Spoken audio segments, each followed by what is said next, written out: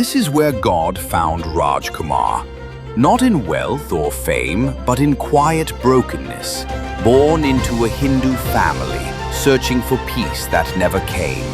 But when Jesus called, everything changed. One life, saved by grace, now standing in the gap for nations. Pastor Rajkumar was born the son of a brave soldier, raised in tradition yet longing for true peace. At 13, he lost his father. Disillusioned, he turned away from faith, becoming an atheist. He found work as an electrician and lived for this world alone. But in 1992, at the age of 18, the life-transforming love of Jesus Christ found him. God chose him, called him, and said, "Go and bear fruit." Answering this divine call was not easy. He gave up his job, lost all he had, faced rejection, and suffered persecution. But through it all, Jesus stood by his side, strengthening him for the mission ahead. From remote villages to bustling cities, he preached the gospel, led souls to Christ, and planted churches where there were none. By his grace, Pastor Rajkumar has helped establish 24 worship centers across Karnataka. And now, by faith, he is working toward the 25th. In 2008, God planted a seed. Zion Church was born on Easter Sunday, with just 2 souls. Today, Zion Church is home to over 50 families and more than 200 saved souls. A simple beginning, yet a powerful testimony that God is faithful. Through storms and struggles, through attacks and trials, Jesus built his church, and the gates of hell did not prevail. Every soul saved, every baptism, every prayer gathering is proof that when one man says, "Here am I, Lord, send me," heaven moves. But the calling did not stop with churches alone. In 2014, God gave Pastor Rajkumar a greater vision: to pray for the nation, to stand in the gap for India and the world. On a train bound for Delhi, the Lord revealed the hidden spiritual battle for this land.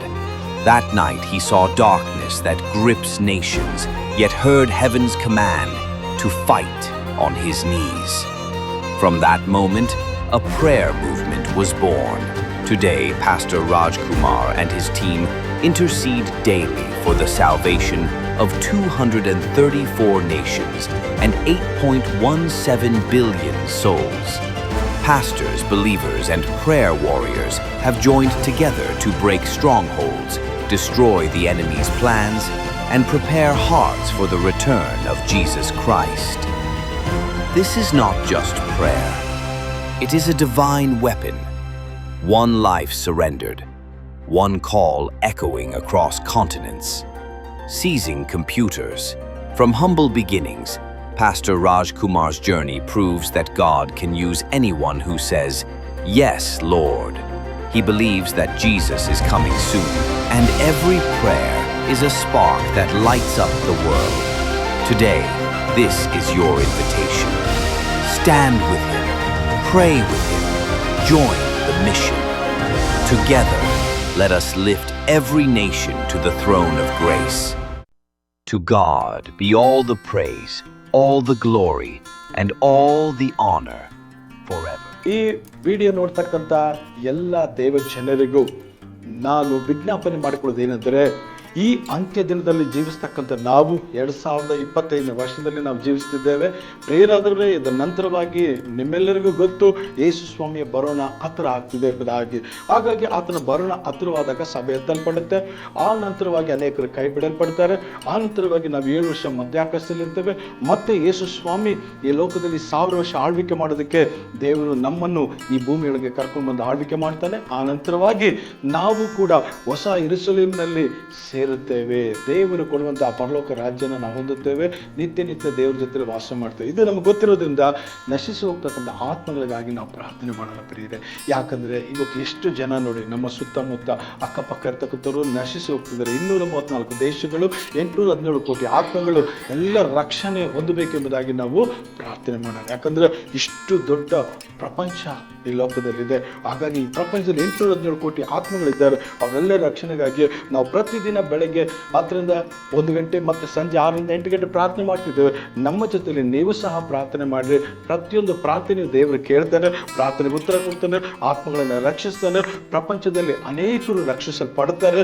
ನಾವೆಲ್ಲರೂ ಎತ್ತಲ್ಪಟ್ಟು ದೇವರ ರಾಜ್ಯದಲ್ಲಿ ಸೇರ್ತಕ್ಕಂಥವರಾಗಿದ್ದೇವೆ. ಹಾಗಾಗಿ ಪ್ರಾರ್ಥನೆ ಮಾಡೋದನ್ನು ಮರಿಬೇಡಿ. ಅದಕ್ಕಾಗಿ ಒಂದು price centre ಮಾಡ್ತಿದ್ದೇವೆ. ಹಾಗಾಗಿ ಆ ಪ್ರೈಸ್ ಸೆಂಟರನ್ನು ಚೆನ್ನಾಗಿ ಕಟ್ಟಿ ಮುಗಿಸಲು ನಿಮ್ಮ ಸಹಾಯ ಕೂಡ ನಮಗೆ ದಯಪಾಲಿಸಬೇಕಂತ, ನೀವು ಕೂಡ ನಮಗಾಗಿ ಪ್ರಾರ್ಥಿಸಬೇಕಂತ ವಿನಂತಿಸ್ಕೊಳ್ತೇನೆ. God bless you. Praise the lord.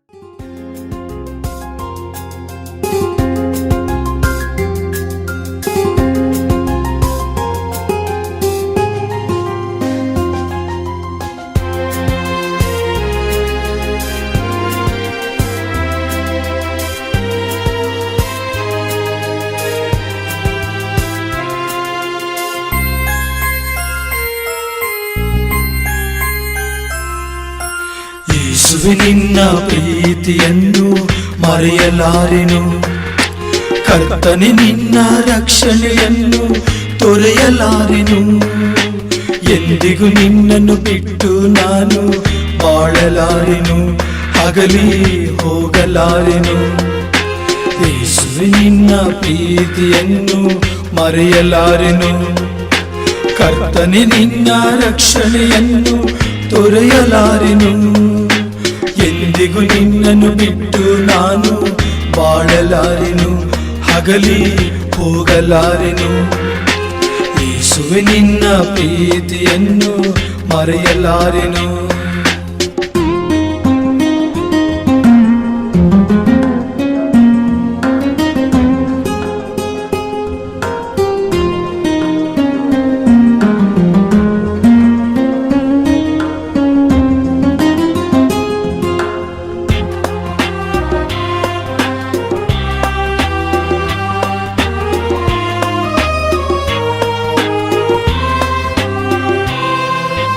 ನಿನ್ನಯ ಚಿತ್ತ ಒಂದೇ ಜಗದಲ್ಲಿ ನಡೆಯುವುದು ತಂದೆ.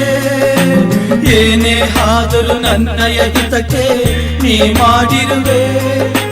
ನಿನ್ನಯ ಚಿತ್ತ ಒಂದೇ ಜಗದಲ್ಲಿ ನಡೆಯುವುದು ತಂದೆ. ಏನೇ ಆದರೂ ನನ್ನಯ ಹಿತಕ್ಕೆ ನೀ ಮಾಡಿರುವೆ. ಶೋಧನೆ ಜಯಿಸಿ ನಿನ್ನಲ್ಲಿ ನಾನು ನೆಲೆಗೊಂಡಿರಲು ನನಗೆ ಬಲ ನೀಡಿರುವೆ. ಶೋಧನೆ ಜಯಿಸಿ ನಿನ್ನಲ್ಲಿ ನಾನು ನೆಲೆಗೊಂಡಿರಲು ನನಗೆ ಬಲ ನೀಡಿರುವೆ. ಯೇಸುವೆ ನಿನ್ನ ಪ್ರೀತಿಯನ್ನು ಮರೆಯಲಾರೆನು.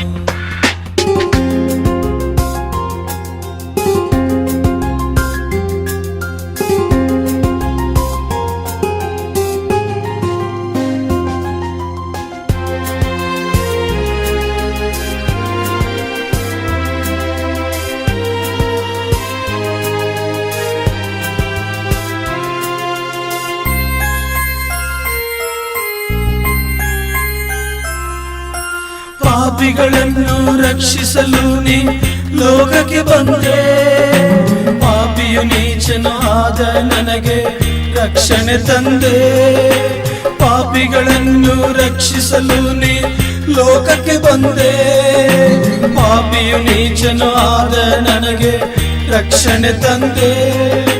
ಪರಿಶುದ್ಧನಾಗಿ ಬಾಳಲು ನನಗೆ ಕೃಪೆಯ ತೋರಿದೆ, ನಿನ್ನ ರಕ್ತ ಸುರಿಸಿದೆ. ಪರಿಶುದ್ಧನಾಗಿ ಬಾಳಲು ನನಗೆ ಕೃಪೆಯ ತೋರಿದೆ, ನಿನ್ನ ರಕ್ತ ಸುರಿಸಿದೆ. ಯೇಸುವೆ ನಿನ್ನ ಪ್ರೀತಿಯನ್ನು ಮರೆಯಲಾರೆನು.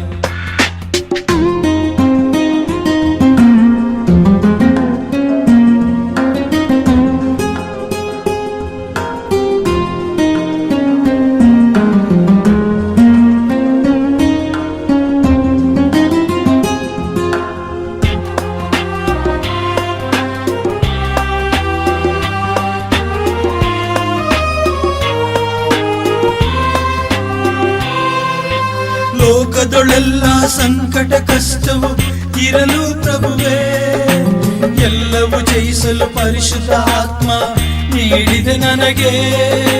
ಲೋಕದೊಳೆಲ್ಲ ಸಂಕಟ ಕಷ್ಟವು ಇರಲು ಪ್ರಭುವೇ, ಎಲ್ಲವೂ ಜಯಿಸಲು ಪರಿಶುದ್ಧ ಆತ್ಮ ನೀಡಿದೆ ನನಗೆ.